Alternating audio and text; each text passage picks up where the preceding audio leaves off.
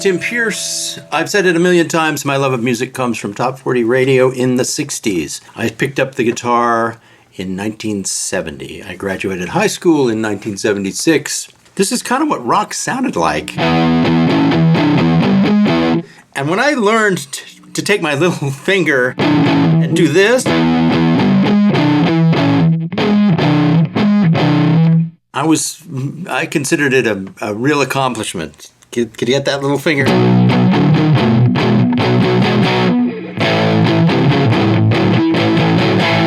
So I hope you enjoy this. Click the link below. In the Masterclass, there's a full version of this with all the riffs and even the solo taught and tabs and a jam track. I'm here on the A string and the D string. I'm on fret 5 and fret 7, and I walk up. And it's kind of a nice workout for the little finger, because the little finger is going from 10 to 11 on the A string. And then you slam back and grab the C again. And it's crucial that you palm mute over here when you do the little finger move. See, that's wide open. But I control that by muting there.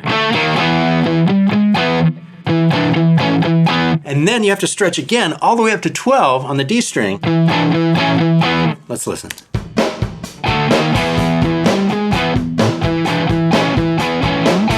That figure,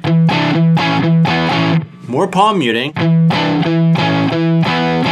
and really, really a big stretch, 12, 11, 9, and 11. Great for your little finger.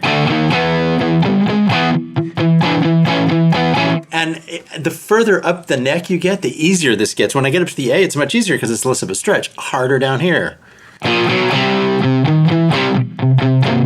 Barely do it there. I really have to kind of lean over and tuck my hand down. So your hands might be bigger than mine, but it is easier as you get up the neck.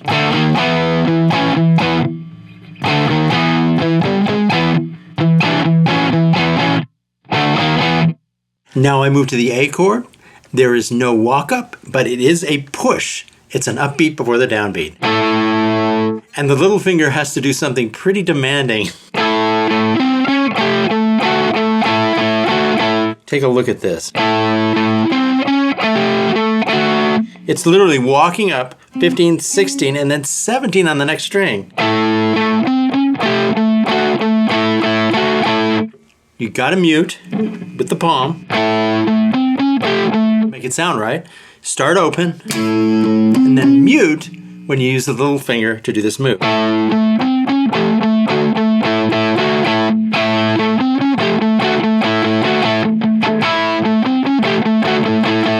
Now slow.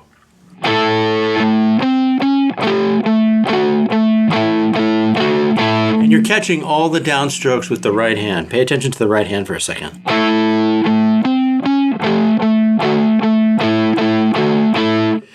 Single note wise, it's only on this move here. The rest of it is double stops.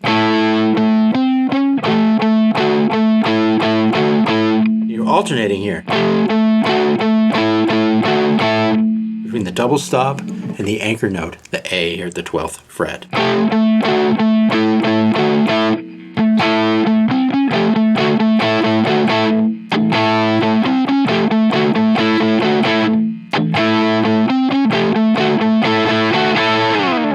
Now we can leave part 1 and do the overdub.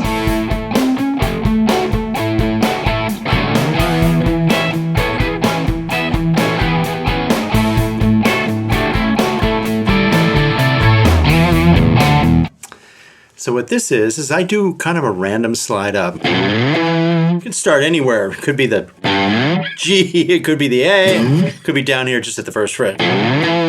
Whatever feels right to you. And then I do a big jump, and this part of the finger right here, near the base of the finger, picks up a double stop, the high E, and the B. It's real natural. And since it's the 12th fret, you get the harmonics that all ring. It's really a nice thing to be sloppy here. So what happens is, that's the first move. It's a toggle.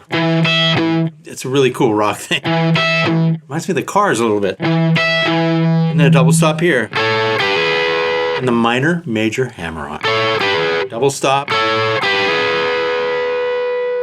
Then repeat.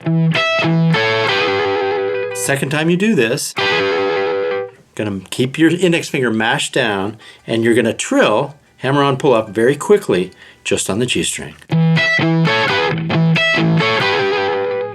Slowly.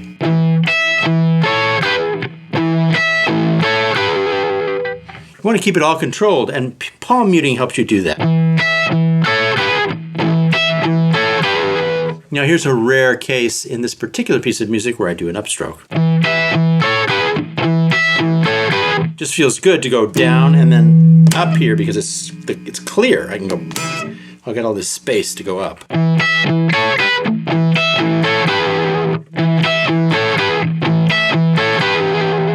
Down to the A, do the same thing. Just a little simpler. Even sounded good grabbing that minor by mistake. It's a cool thing about rock. Some of the mistakes just add character. I grabbed that note. So you can see E chord here, you can see the E chord here. Visualize those. And then I do what for me is a momentary Brian May move. Just, I come up and do A sus to A. Because it's doubled on the rhythm track, it kind of opens wide. Let's listen.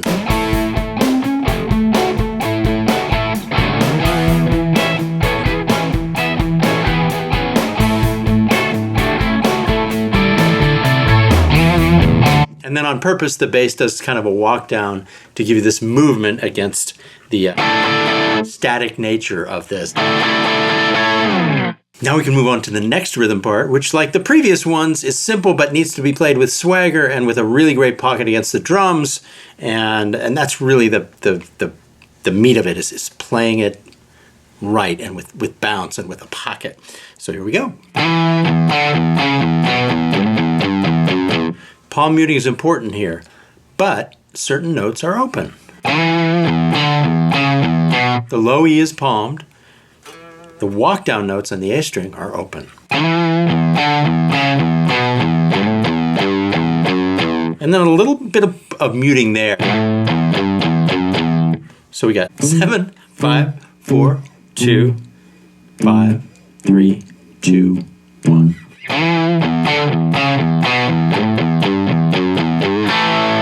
And pull up with your second finger, just with a little bit of a blues bend on 3.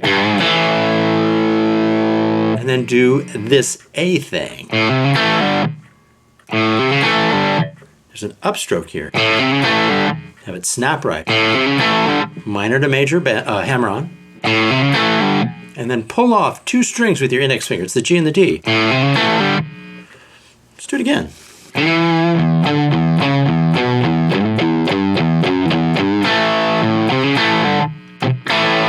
Strike again. Those are upbeats, as is the first note of this whole thing. Each start of each cycle is an upbeat against the downbeat on the drums.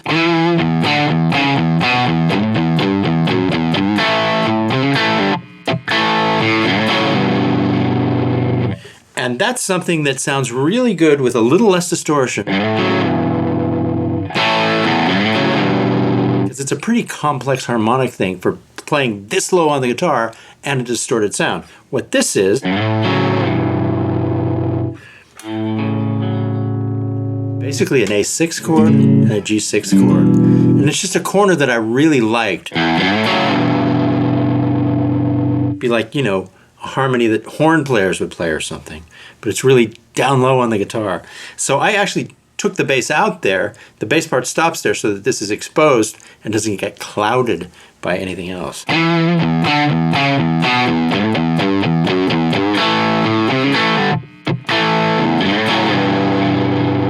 And the contrast is, this is staccato with the space, and then the next part is legato. And holds all the way to the restart of the cycle.